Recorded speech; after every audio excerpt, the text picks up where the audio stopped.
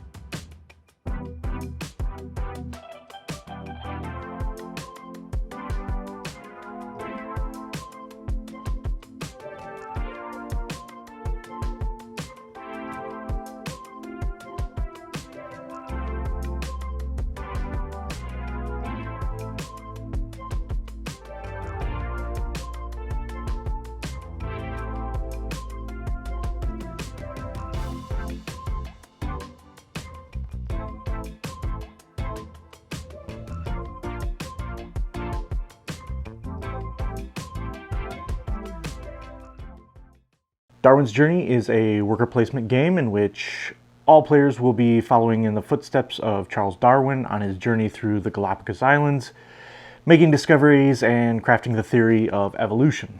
Let's head down to the table for a quick rules overview, and then we'll come back up and I'll let you know what I think.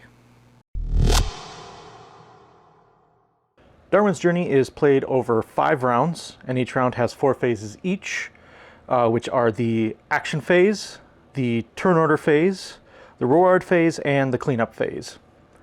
Now, before we go into the actions, let's talk a little bit about some of the key concepts that will help you better understand how the worker placement in this game works.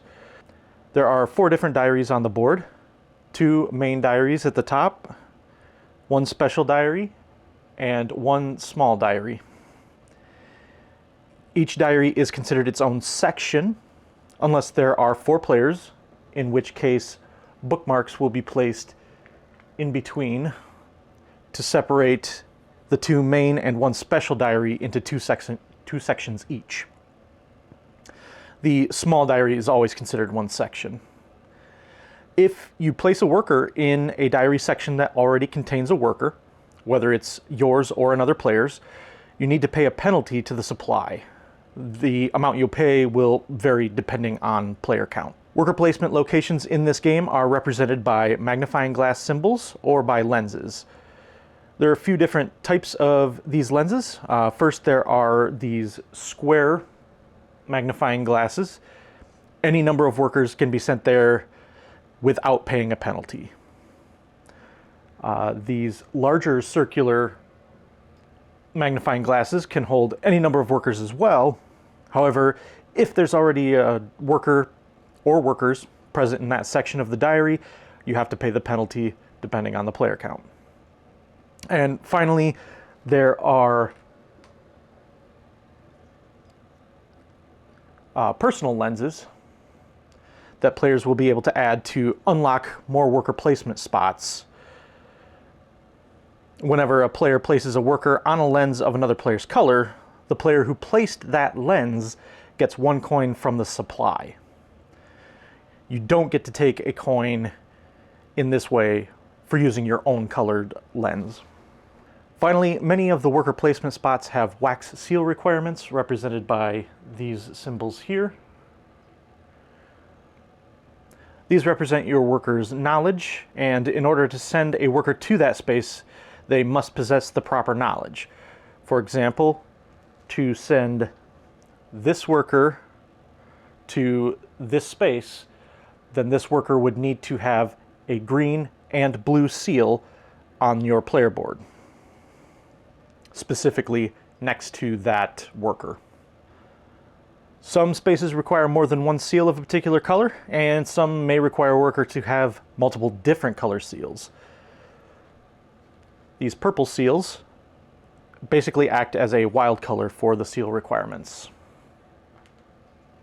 Okay, I know that was a lot of information before we even get into the actions, but since these concepts are kind of the hook of the game, I wanted to make sure that I explained them up front. Now, there's a lot going on in this game, so I won't be covering everything in detail, but here's a high-level overview of some of the different actions and what those spaces will allow you to do.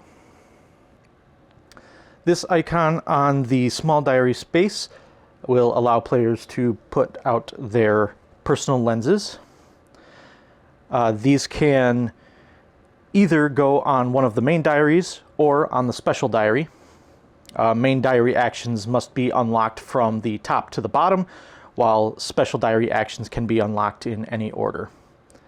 As an added benefit, whenever you unlock a new worker placement space, you can take the action associated with that space that was just unlocked. This is the Academy symbol, which allows players to gain more wax seals to improve their workers. They'll take their wax seals from this section of the main board. The top row is free, and each following row gets more and more expensive. When placing these wax seals on the player board, there may be a cost involved as you progress farther and farther down the track. But the more seals you place on a worker, the more benefits you can unlock, on top of making that worker more powerful.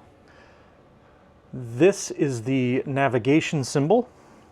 It allows you to move along the ocean track, which is important because if you lag too far behind the HMS Beagle, which will be moving at the beginning of each round, then you may end up losing out on potentially a significant number of points.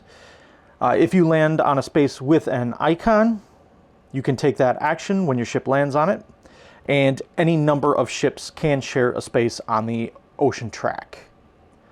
Also, each time your ship crosses one of these silver banners, you can put an explorer out on the next island on that section of the board.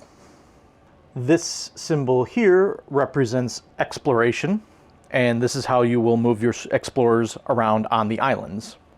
Unlike the ocean track, island track spaces can only be occupied by one explorer at a time, so any occupied spaces are skipped when counting movement. Then, again, take the action of the space where your explorer stops, if there is one.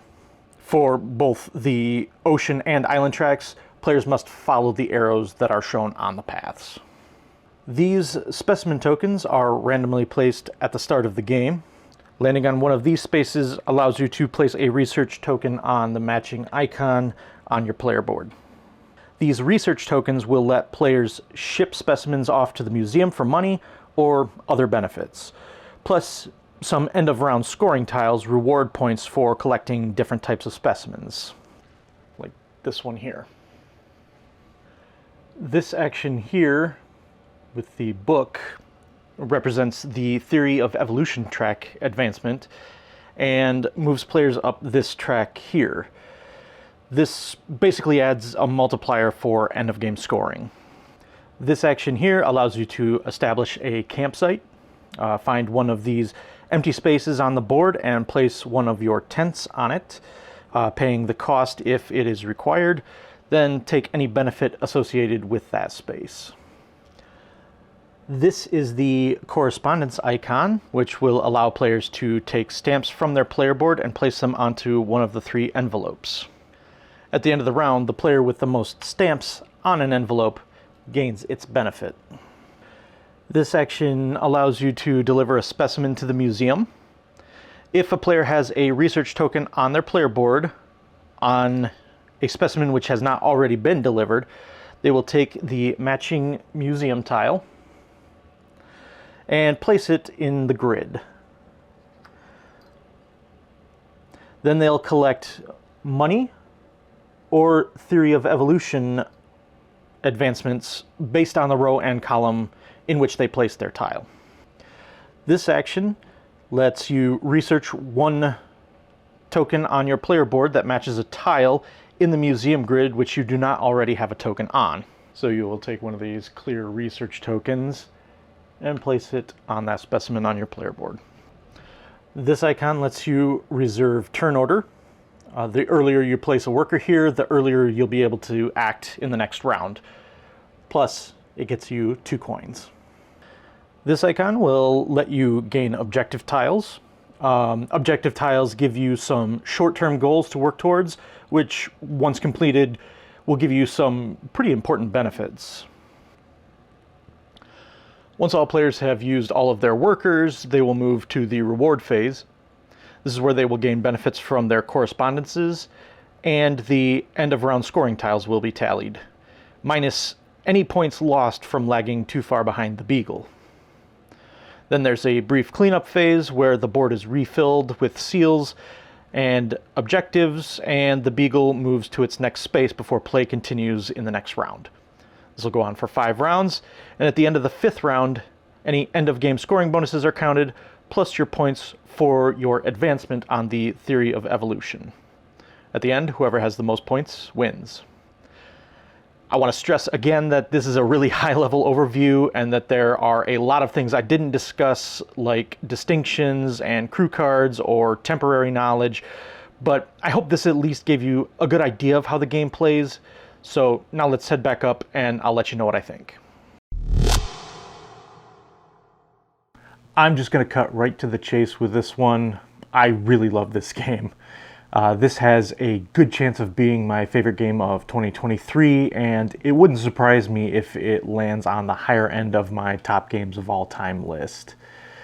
There's just so much going on in this game that I really like, and all of the moving parts of this game seem to work together really well. It's a very smooth game.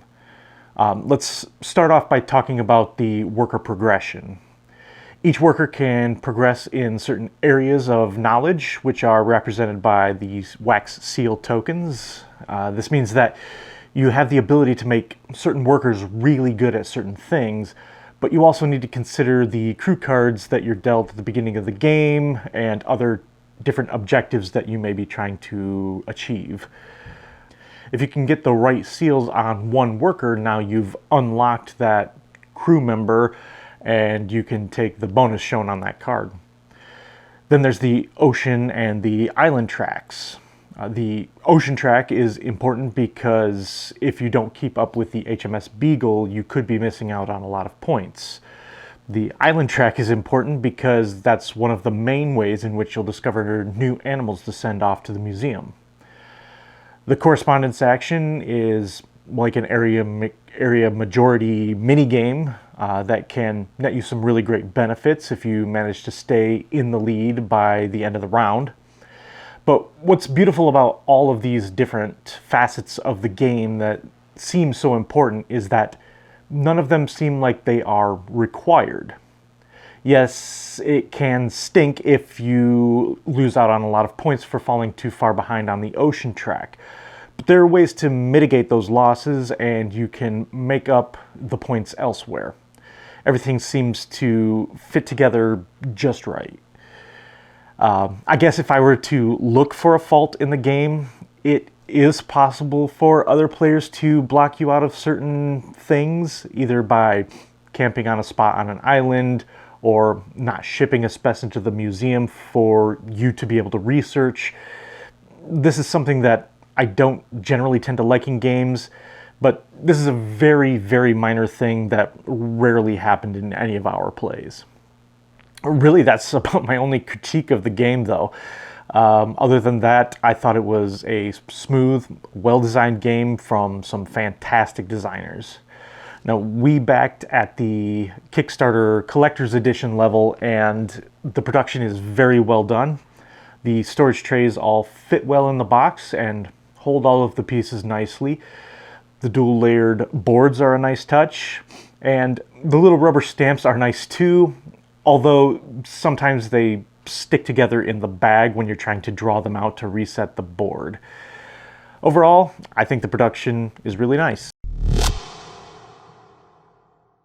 So, obviously this game is getting a pretty high score from me, and I'm going to be giving it a 9.5. I'll be curious when I do my top 100 this year where it will fall, because I'm pretty sure that it's at least making that list. Alright everyone, that's another Brew Crew review. In the comments, let me know if you've had a chance to play Darwin's Journey yet, and if so, let me know what you thought. And until next time, let's get another round for the table.